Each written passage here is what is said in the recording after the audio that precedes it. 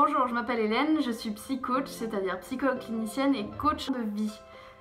Aujourd'hui, je voulais revenir sur une notion dans cette courte vidéo qui est la notion de l'échec en fait. Comment transformer notre vision de l'échec en quelque chose de positif, comment le voir comme une belle opportunité. Parce que souvent on voit l'échec comme quelque chose de négatif et en fait je pense au fond qu'il n'y a pas d'échec. L'échec n'existe pas, c'est une notion très sociale, très humaine, c'est nous qui avons mis un mot en tant qu'être humain sur le fait qu'on n'arrivait pas à faire quelque chose. Et ça devient un échec et le mot lui-même est devenu très violent, très dur, dévalorisant, ça va renvoyer en nous des choses très compliquées à gérer, ça va baisser notre estime de nous-mêmes, de notre confiance. Alors qu'en fait on peut changer notre vision des choses. L'échec, au lieu de le percevoir comme quelque chose de je n'ai pas été à la hauteur, je n'ai pas été capable de, je n'ai pas de valeur, donc ça c'est tout ce qui est estime de soi, confiance en soi, on peut le voir comme qu'est-ce que ça va m'apporter comme opportunité de ne pas avoir peut-être, j'aime pas l'idée de mot réussir, mais de ne pas avoir correspondu à l'attente de quelqu'un, d'un projet, que je n'ai pas pu aller au bout d'une de mes réalisations. Qu'est-ce que ça vient révéler, qu'est-ce que ça vient apporter et comment je pourrais le voir autrement? Est-ce que je pourrais pas voir plutôt ça comme un apprentissage? C'est plutôt qu'un échec ou qui vient remettre en question complètement la personne que je suis, parce que ça va être souvent le cas quand on touche à l'idée d'échec, c'est on se remet complètement en question en se disant qu'est-ce que j'ai fait, pourquoi je n'ai pas réussi, est-ce que je suis pas à la hauteur, est-ce que je suis pas capable d'y arriver? Et donc vraiment quelque chose de l'ordre de l'autocritique intérieure qui va être violente, qui va être difficile à gérer et qui va nous mettre mal. Alors qu'en fait la notion d'échec, on pourrait la voir voilà, comme un bel apprentissage, comme une opportunité de changer de vie, comme une opportunité de se dire finalement c'était peut-être pas ce qui me correspondait et peut-être que ça doit m'amener ailleurs, peut-être que je vais faire une nouvelle rencontre autrement, peut-être que je vais ressortir beaucoup plus fort de tout ça, peut-être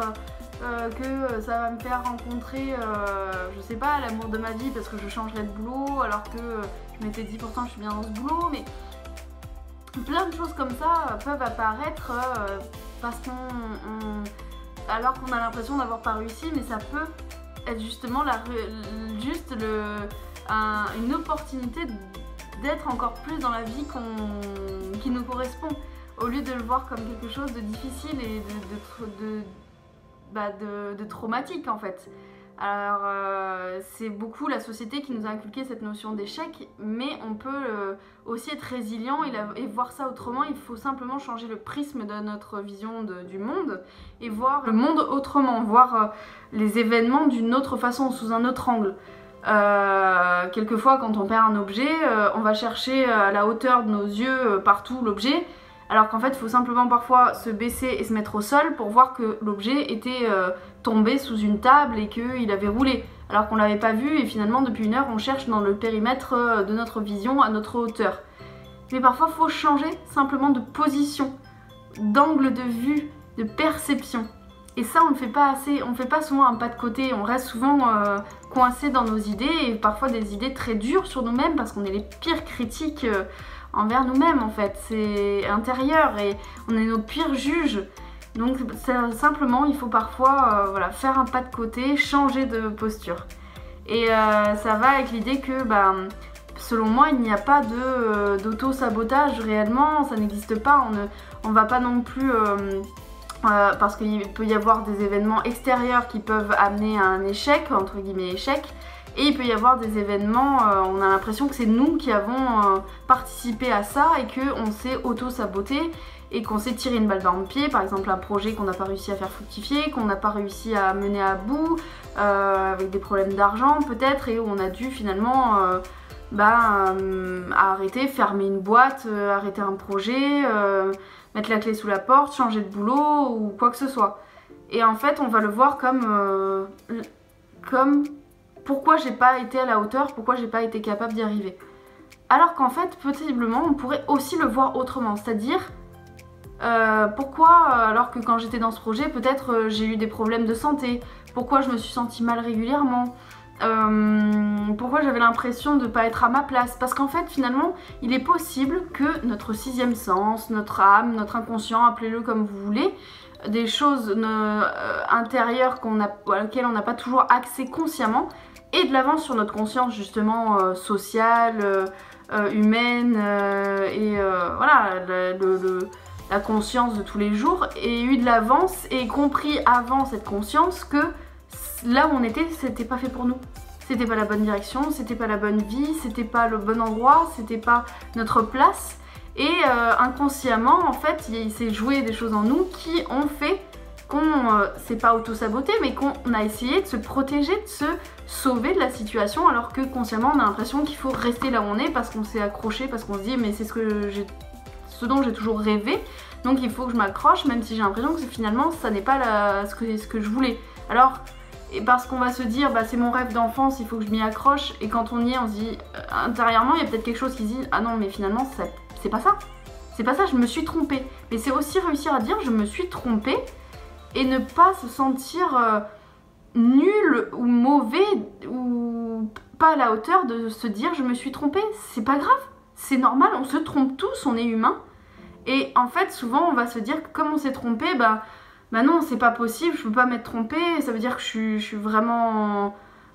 nulle, alors je vais m'accrocher, je vais m'enfoncer dans quelque chose qui ne me correspond pas pour répondre à ce rêve d'enfance qui finalement n'était pas celui que je croyais. Mais c'est inacceptable pour beaucoup de se dire ça, et c'est ne pas être à la hauteur. Donc on s'accroche et on s'embourbe, et donc le corps va envoyer des signaux de maladie, j'en sais rien, hein, plein de choses, et inconsciemment on va tout faire en sorte, on va tout mettre en place pour se protéger, et donc échouer, entre guillemets, encore une fois, échouer, mais c'est comme ça qu'on le dit, mais c'est surtout pas échouer, mais tout faire en sorte pour arrêter ce processus et faire comprendre au conscient que c'est pas ça, que c'est pas la bonne direction. Et donc en fait finalement on s'auto-sabote pas, on se protège, notre inconscient, notre âme, notre sixième sens nous protège et nous guide parce qu'il comprend plus vite. Et il dit mais non, change, ne t'embourbe pas comme ça, ne te rends pas malheureux, vis la vie que t'as à vivre, et s'il faut, pas pour ça, il faut accepter de s'être trompé humainement, il faut accepter que c'est pas, ce rêve ne correspond pas à ce qu'on attendait. Mais c'est pas grave, ça veut dire qu'il ne va pas nous avoir forcément fait du mal, mais il nous aura quand même appris des choses, appris déjà que c'était pas ça qui nous correspondait, peut-être appris des choses aussi qui nous allaient plus et qu'on va se diriger plus vite vers ça. Et c'est un apprentissage et une protection, et pour aller peut-être vers quelque chose de plus beau et vers une plus belle opportunité. Voilà, j'espère que j'ai été assez claire dans cette vidéo et que vous avez un peu compris la notion de l'échec n'est pas un échec, et que se rater dans un projet ou se tromper, voilà, ça serait peut-être le terme, se tromper peut être une très belle opportunité, et qu'il faut un peu plus écouter aussi les signaux de nos différents strates de conscience corporelle, psychique, qui nous envoient des messages et qui sont là aussi pour nous protéger.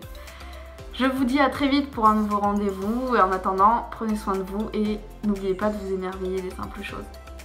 Bonne journée.